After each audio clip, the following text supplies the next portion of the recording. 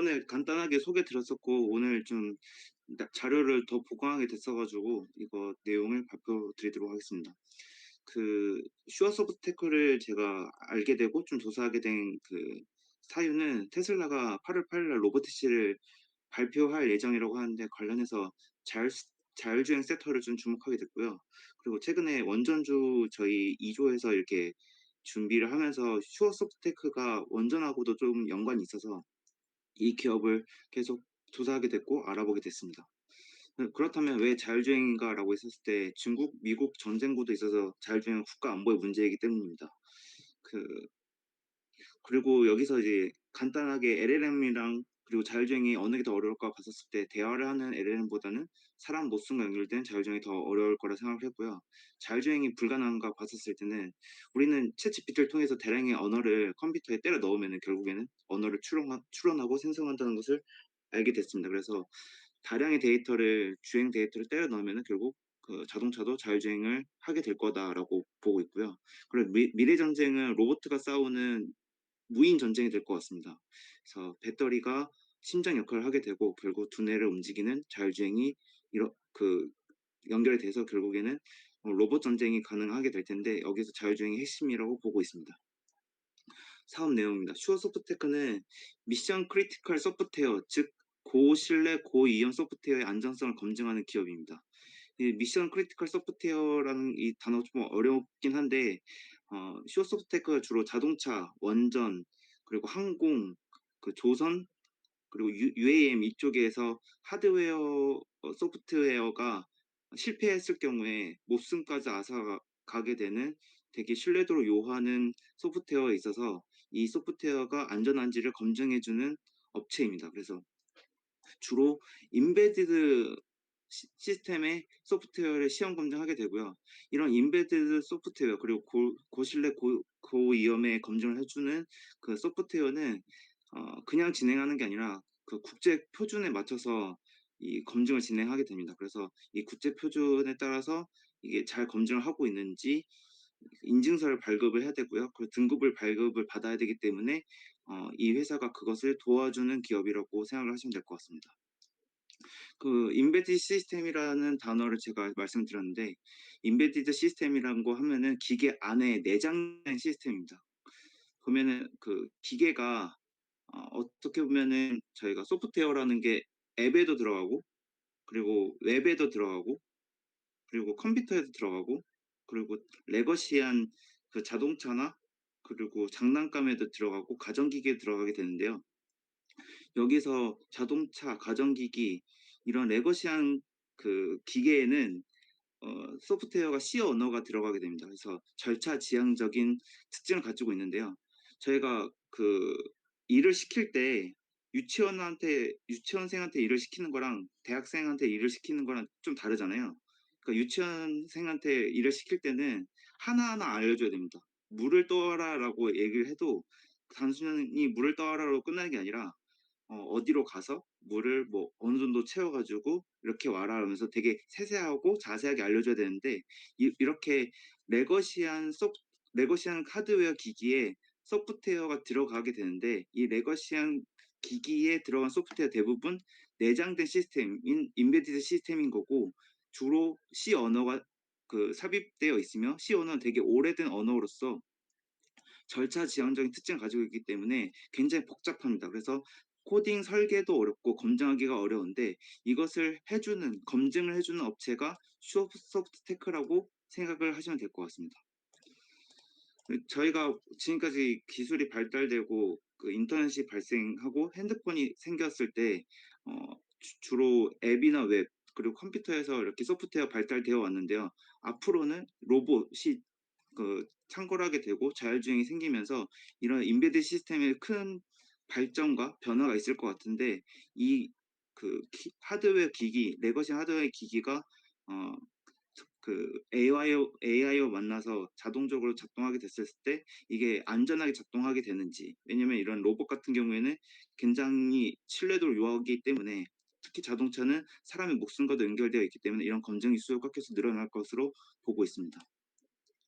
그래서 아까 설명드렸던 부분에 대한 내용인데요. 임베디드 시스템은 데스크톱, 웹, 앱 이렇게 임베디드 매거시한 임베디드가 있었을 때 이 임베디드에 내장되어 있는 소프트웨어를 임베디드 시스템 소프트웨어라고 생각하시면 될 것 같습니다. 특징적으로는 굉장히 레거시하다, 비교적 메모리나 CPU 등의 사양이 낮아서 환경이 열악하다라고 보시면 될 것 같습니다. 그래서 그 자동차 같은 경우에 이 임베디드 소프트웨어 개발 과정이 따로 정해져 있는데 구체 표준에 맞춰서 이 단계를 거쳐서 개발하고 검증을 해야 되고요. 순서대로 보면은 그 자동차 회사가 요구사항을 정의하게 되면은 그 요구사항에 맞게 MCU를 선정하게 되고 하드웨어를 개발하게 되고 그에 따라서 베이직 소프트웨어를 개발한 다음에 이것을 검증합니다. 그다음에 어플리케이션 소프트웨어를 개발한 다음에 검증하게 되고 그리고 이 소프트웨어 사용서를 문서를 작성해서 인증서를 발급받게 됩니다. 여기서 슈어 소프트테크는 베이직 소프트웨어랑 그리고 어플리케이션 소프트웨어를 검증하고 자동으로 소프트웨어 사용서를 작성해 준 툴을 제공해 줍니다. 데스크탑 웹이 아닌 비교적 사양이 낮은 하드웨어에 들어가기 때문에 소프트웨어를 검증하는 것이 굉장히 3D 업무에 가깝습니다. 그래서 현대차 뭐 협력업체 아저씨들하고 현장에서 같이 발로 뛰면서 이게 소프트웨어가 정상 작동하는지를 확인할 때 그 앱이나 웹 같은 경우에는 그냥 사무실에서 에어컨 바람 쐬면서 이렇게 검증하면 되거든요. 근데 이거는 직접 기계가 잘 작동되는지를 현장에서 하나하나 봐줘야 되기 때문에 어떻게 보면 출장 업무가 많고 3D 업무입니다. 그래서 이런 그 짜치는 업무를 슈어 소프트웨어가 해결해 준다라고 생각을 하시면 될 것 같습니다. 그 도메인별 연간 매출 추이를 보시면 이 회사가 어디 산업과 깊이 연관되는지를 확인할 수 있는데요. 자동차 비중이 가장 높고요. 그다음에 국방, 우주, 항공, 그리고 원자력 에너지, 그리고 신사업이 있는데 신사업은 UAM, 로봇, 그리고 조선 쪽이랑 연관되어 있습니다. 여기서 원자력 부분이 매출 비중이 높지가 않은데 앞으로는 이쪽에서 매출이 크게 늘어날 것 같습니다. 왜냐면 지금까지 뭐 탈원전이다, 라고 해가지고 원전 사업이 크게 발전을 하지 못했었는데 뭐 올해 기점으로는 약 180억 이상의 수주를 할 수 있을 거라고 하는데요. 작년 매출이 633억이기 때문에 이 정도 숫자가 절대 작은 숫자라고 생각하지 않습니다. 개인적으로는. 투자 아이디어는 어게인 2017입니다.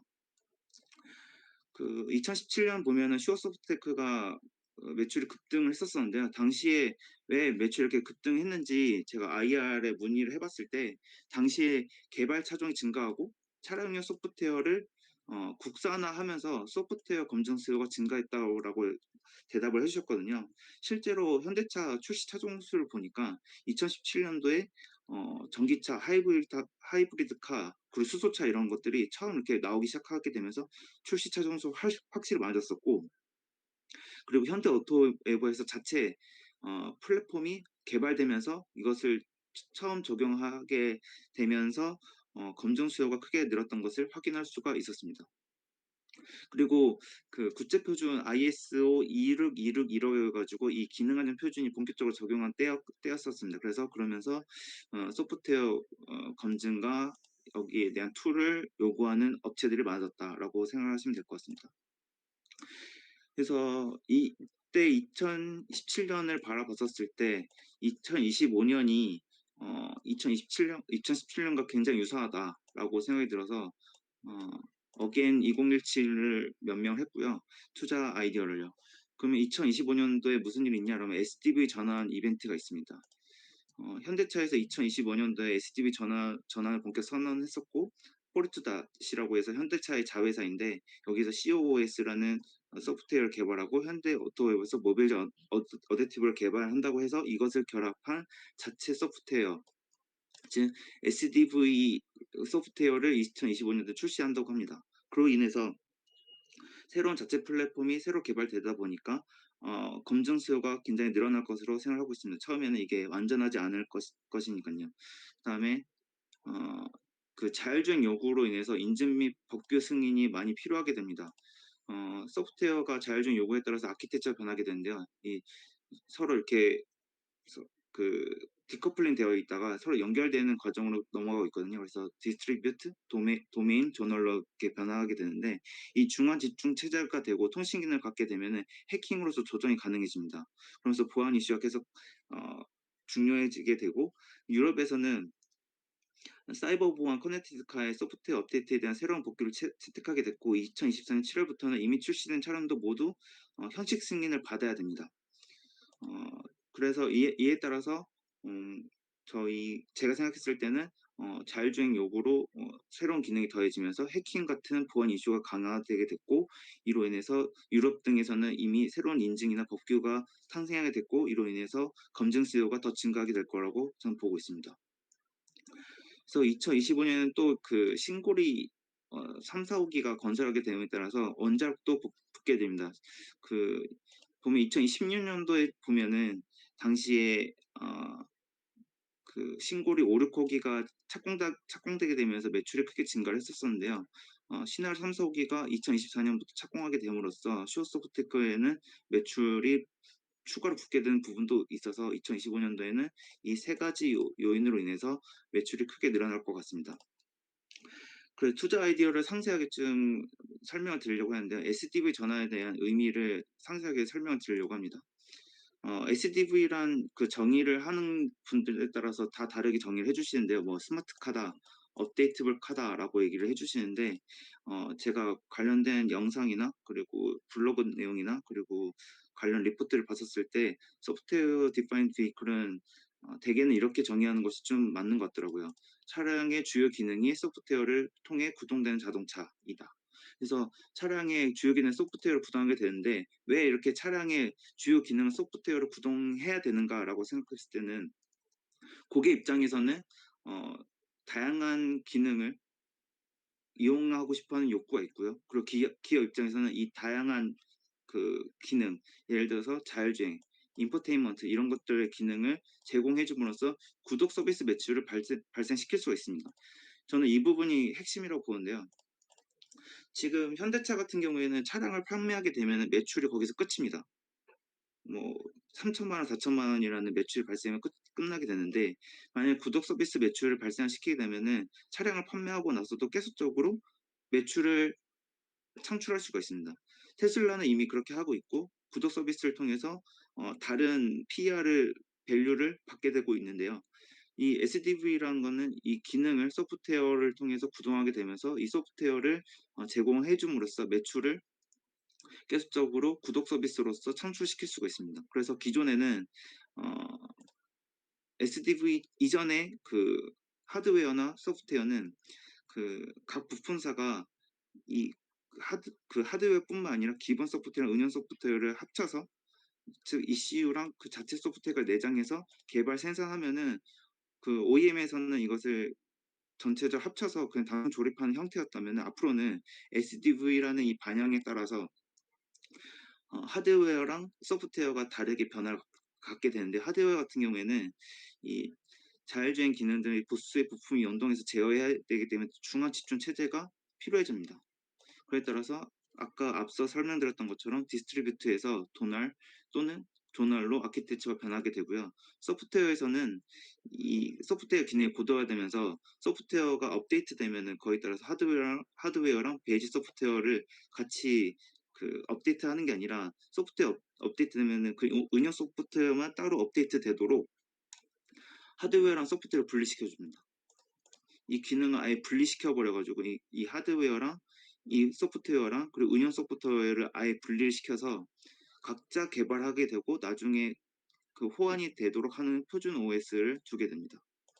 그러니까 예전에는 소프트웨어랑 하드웨어를 각 부품사가 만들어서 조립하는 형태였다면은, 지금은 표준 OS를 둬 가지고 하드웨어 회사들은 하드웨어 따로 개발하고, 그리고 운영 소프트를 개발해서 나중에 합쳐지는 방식으로 해 가지고 이 운영 소프트웨어, 즉 아다스나 자율주행 소프트웨어가 더 고도화되고 업데이트되면은 이 하드웨어를 따로 업데이트할 필요 없게 가는 게 앞으로의 방향이라고 생각을 하시면 될 것 같습니다.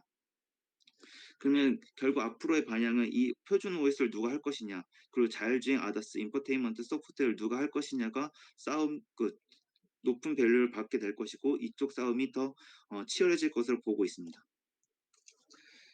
아까 말씀드렸다시피 그럼 하드웨어는 어떻게 변화되냐? 전기 전자 아키텍처 변화에서는 차량이 주요 기능 소프트웨어로 구동하게 되고 더 복잡하게 되면서 이를 단순화되는 방향으로 그리고 중앙 집중 체제 방향으로 바뀌게 됩니다. 그래서 테슬라 같은 경우는 존널 방식을 택하게 되는데요. 존널 방식이 이러한 방식입니다. 보면은 각 위치에서 센서를 받고 구동시키는 것을 이쪽 위치에 있는 ECU가 진행하게 되고요. 그리고 이쪽에서는 이쪽에 있는 ECU가 센싱을 하고 구동하게 됩니다. 이런 방식으로 발전하게 됐고요. 그리고 이것을 전체적으로 전투지휘해준 중앙 집중 체제의 하이 퍼포먼스 CPU가 존재하게 됩니다. 레거시 진영은 각 부품이 그 부품사가 레거시한 그 부품 업체들이랑 끼고 있기 때문에 얘네들이 소프트웨어의 기능을 놓으려고 하지 않기 때문에 그 기능별로 구분되어 있습니다. 즉 만도라는 회사가 아다스를 하게 되고 그리고 현대모비스가 엔진을 갖게 되는데 각자 자기들의 잘하는 부분들을 놓고 싶어 하지 않기 때문에 이 부분들을 그 현대차가 바로 가져올 수가 없습니다. 그래서 각 잘하는 회사한테 그래 너네 아다스 잘하면 아다스 그냥 계속해라고 하면서 그 부분을 그 기능을 부여해주고 현대차의 입장에서는 이 여기서 소프트웨어를 그쪽에서 좀 가져가게 해주고 표준 OS랑 그리고 운영 소프트웨어를 현대차가 가져가는 식으로 지금 발전하고 있습니다. 그러니까 그 레거시 진영과 그 테슬라 진영이 조금 다른 방식으로 진행하지만 결국에는 소프트웨어 구동되면서 이것을 중앙 집중 체제로 바뀌려고 하고 있다. 각 디커플링 되어 있던 것들이 중앙 집중 체제로 바뀌는데 방식이 다르게 진행되고 있다라고 생각을 하시면 될 것 같습니다. 그럼 소프트웨어는 어떻게 진행되냐? 테슬라는 조금 다르게 진행하고 있지만 레거시 업체들은 그 SD 그룹 변화되면서 하드웨어 구조는 중앙 집중 체제로 단순화되는 것에 비해서 차량용 소프트웨어는 굉장히 복잡해집니다. 여기서 설명드렸던 것처럼 표준 OS를 두게 되고 어플리케이션을 이렇게 추가적으로 가져가게 됩니다. 그래서 그 하드웨어랑 소프트웨어랑 디커플링하고 표준화하는 과정을 갖게 됐고요. 그로 인해서 오토사라는 클래식 표준 플랫폼이 개발되어 됐고요. 그리고 여기서 운영 소프트웨어인 오토사 어댑티브가 추가하게 됩니다. 이 클래식과 어댑티브가 지금 따로따로 되어 있지만은 서로 상호 보완한 성격을 갖게 되면서 발전하고 있습니다. 그래서 현대차의 계획입니다. 현대차는 포르투 다시 그러니까 현대차의 자회사인 포르투 다시 COOS라고 해가지고 이 운영 체제, 운영 소프트웨어를 운영하게 되고 운영 소프트웨어는 주로 자율주행 그리고 아다스, 인포테인먼트를 가져가게 되고요. 현대 오토웨버가 기반이 되는 소프트웨어, 그 클래식 그리고 어댑티브를 꾸려서 이 각각의 부품사 가져오는 그 소프트웨어, 하드웨어를 그 통합시켜주는 역할을 해줍니다. 그래서 이 전체적인 이 소프트웨어가 결합된 시스템이 2025년도에 출시될 예정이고요. 그로 인해서 2025년도에 이 소프트웨어 출시를 하게 되면은 소프트웨어가 중심이 되는 자동차가 탄생하는 것이기 때문에 다양한 서비스가 제공이 가능해지고 그로 인해서 2025년부터는 구독료가 창출이 돼서 매출을 한 번에 차량이 판매되면 끝나는 것이 아니라 지속적으로 매출을 창출할 수 있게 됩니다. 테슬라는 이미 SDV를 이뤄냈고 그 다음을 보고 있는데요. 테슬라는 이 소프트웨어를 각각 다 따르게 블록화해서 가져가는 게 아니라 전체적으로 리눅스 OS 하나를 차용합니다. 하지만 이 소프트웨어 구조는 보안상 그리고 안전상 디커플링 되어 있는데요. 이거는 최근에 슈 소프트웨어 콘콜 내용에서 확인할 수가 있었습니다. 테슬라의 방향을 가더라도 소프트웨어 구조는 다 리눅스 OS를 차용하더라도 보안상 그리고 안전상 디커플링 되어 있다. 엔진을 제어하는 소프트웨어가 배터리까지 한꺼번에 제어할 수는 없다. 결국은 소프트웨어는 각 부품별로 구성이 따로따로 독립적으로 작동을 해야 하며 그로 인해서 각자 따로따로 검증을 해야 한다라는 게 핵심입니다. 그러니까 이 레거시의 대표적인 현대차 같은 경우에도 소프트웨어가 각각 블록되어 있지만은 이것을 다 각각 검증을 해줘야 되고요. 그리고 테슬라 방향을 가더라도 다 리누스의 시스템을 가져가더라도 다 디커플링 되어 있어서 각각 다 검증을 해야 된다라고 얘기를 하고 있습니다. 그래서 결론은 뭐냐면은 SDV 전에 따라서 슈어 소프트테크는 다양한 기능의 소프트웨어 더해지고 기능별로 분락되어 있어서 검증 수요가 늘어납니다.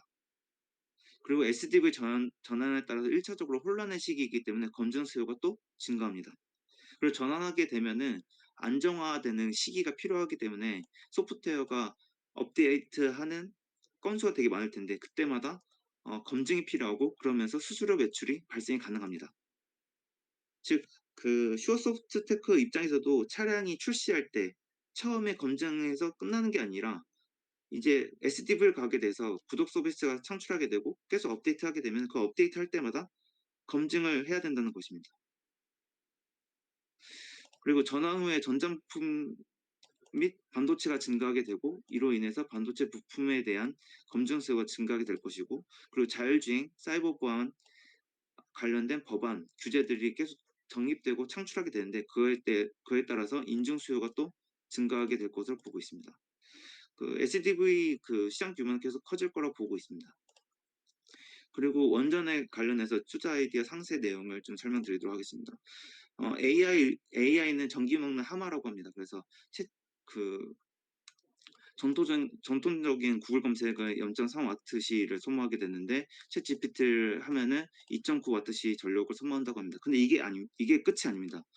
이 챗 GPT는 지금 LLM이라고 해서 단순히 그 언어 데이터인데 이미지 생성 데이터는 텍스트 생성 대비 60배 많은 2.9kWh의 에너지를 소모한다고 합니다. 그래서 어마어마한 전력이 소모하게 되는 것인데요.